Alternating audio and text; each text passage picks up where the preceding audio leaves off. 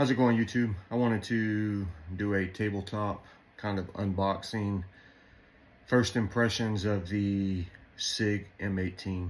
It's been out for a while, but I finally decided to pick one up, and I've always loved the P320s.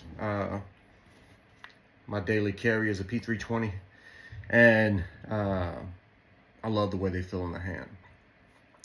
The Spectre is a custom shop P320, feels absolutely amazing, but this M18 feels even better.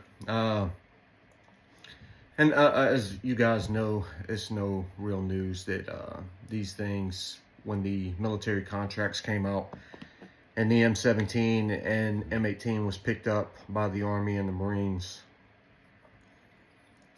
you know, a lot of buzz was around them, and quite often the SIGs are not as modular as the Glocks as far as add-ons and modifications. But when those contracts came out, a lot of people started making stuff for them. And while I've owned a lot of P320s through the years, I've always loved them. Once I switched over to them, I was a Glock guy for a long time. Still love Glock, but the Sig is just a step above, in my opinion. And it's not reliability.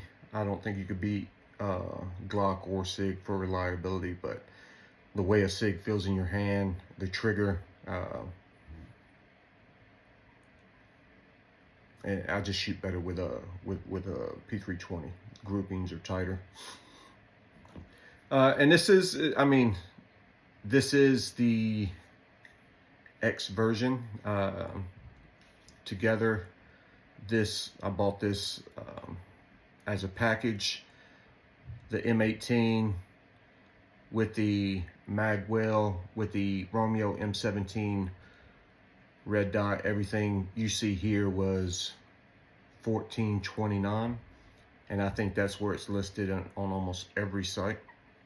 So it's a fairly expensive handgun, and the handgun itself without the optic you can get for less than 700 bucks. But unfortunately, this optic itself runs about $800.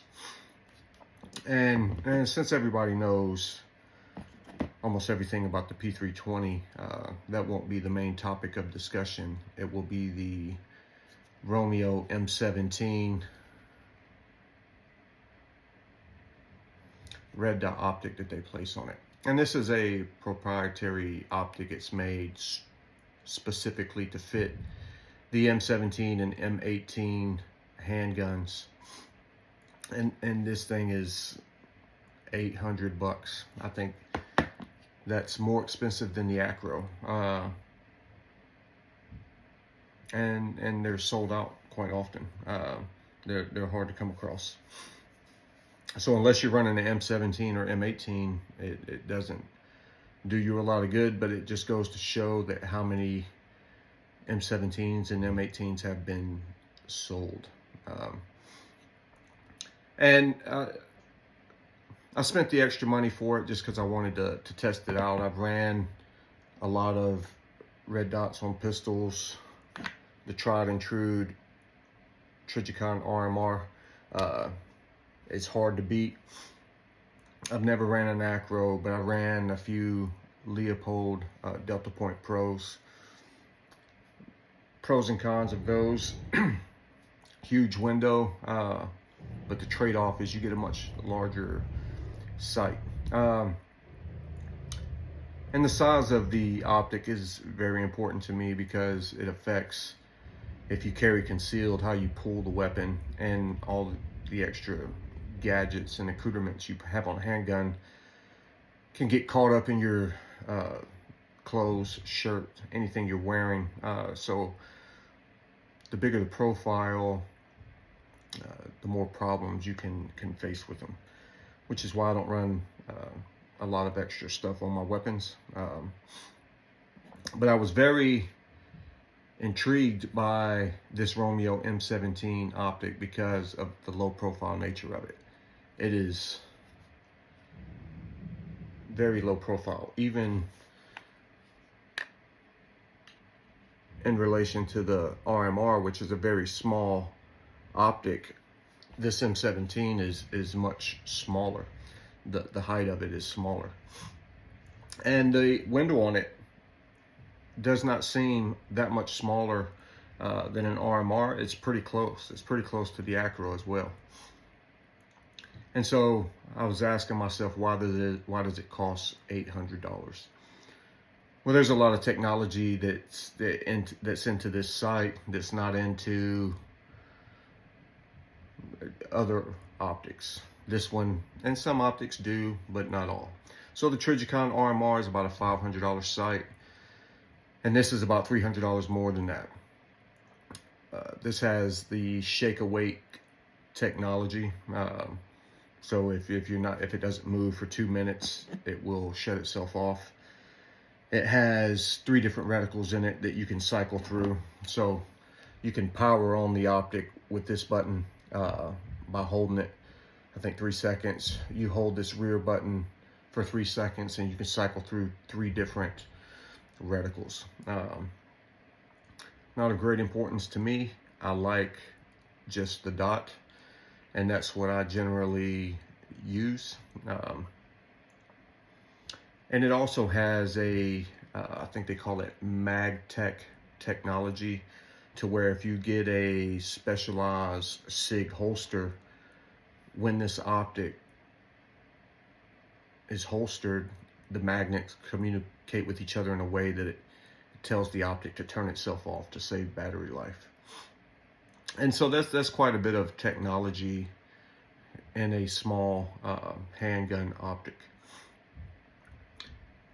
I may try one of those Sig holsters at some point, if I can find a inside the waistband holster that I like. But a lot of the features of this optic don't mean a lot to me. It uses a standard 2032 battery, and you get quite a few hours on this thing, depending on the setting that you have it on, with the shake awake technology. But if you wear it on your hip every day, it's going to be on most of the day. I generally try to change out the batteries once every month or two, just to make sure I never have a problem with having to pull up the weapon and the red dot isn't on. But the good thing about this red dot is it's so low that you can still see your iron sights when you look through the optic. I don't know if y'all can make that out, but you line up your iron sights and you still see them. So in the event that you pull this up and your red dot doesn't appear for you, you can shoot iron sights as you normally would without a problem. And I think that is absolutely outstanding. And once again, the low profile of this makes drawing it very easy. So yeah, I'm not gonna go into too much detail on the pistol itself. It's a P320. It's got the the standard features that a P320 has. I think one of the only things that I don't like is it has the chamber indicator up top here, which you have a problem with. I know in the past with gas escaping and things of that nature, and I've yet to take this to the range and shoot it, so I don't know how it's going to affect this optic with the way it sits, but we'll have to check that out. But yeah, I just wanted to talk through that Romeo M17 with you guys. $800 is a hefty price tag. That's about as much as I paid for the Romeo 8 Tango red dot sight that I put on that spear. Very, very expensive for a red dot. But yeah, if you guys are thinking about getting one, and those features appeal to you, I will tell you it's a very quality product. The sight comes up very well. It's the glass has that blue tint to it. I think it would be a little better if it was clear, but I know that there's technical reasons that the glass is tinted the way it is. But yeah, it is overall a very, very nice handgun. It is a very, very nice optic. And if you're thinking about grabbing one, but you're not sold on the M17 optic itself, I'll tell you that it appears to be a very quality product. I'm planning on going out to the range tomorrow and putting some rounds through it, zero it, play around with it, and see how it holds up, and mainly observe how the gas affects this optic with this chamber indicator on the top. But I'm hoping it does well. I think at some point in the future I'm going to do a follow-up video on it and let you guys know how it shoots after putting a couple hundred rounds through it. All right, guys, appreciate y'all watching.